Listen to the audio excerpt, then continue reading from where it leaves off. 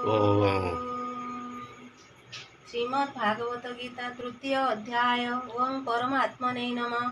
न कर्मणामनारम्भा नैष्कर्म्यं पुरुषस्मृते न च सन्न्याससनादेव सिद्धिं समधिगच्छति।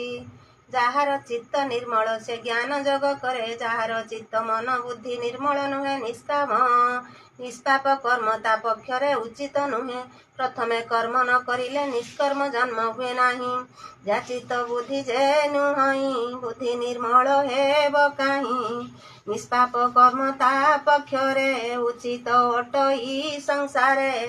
ନିଷ୍କାମ ଭାବେ କଲେ କର୍ମ ମୁକ୍ତି ଲଭଇ ସେହୁ ଜନ। ପୌରୁଷ କର୍ମ ନିବର୍ତ୍ତିଲେ କର୍ମ ବନ୍ଧନ ଘଟେ ହେଳେ। ସନ୍ନ୍ୟାସ ଅବଲମ୍ବନରେ ସିଦ୍ଧି ଲାଭ ନ କରିପାରେ। ଯେ ନର ବସ୍ତୁ କରେ ଧରେ ସେ ସିନା ତାକୁ ତ୍ୟାଗ କରେ।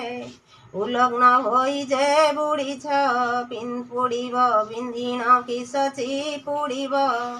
ଉଲଗ୍ନ ହୋଇ ଯେ ବୁଡ଼ିବ ପିନ୍ଧିଣ କିସଚି ପୁଡ଼ିବ। लग्न होई जे बुडिब ପିନ୍ଧିଣ किसछि पुडिब। उलग्न होई जे बुडिब न किसछि पुडिब।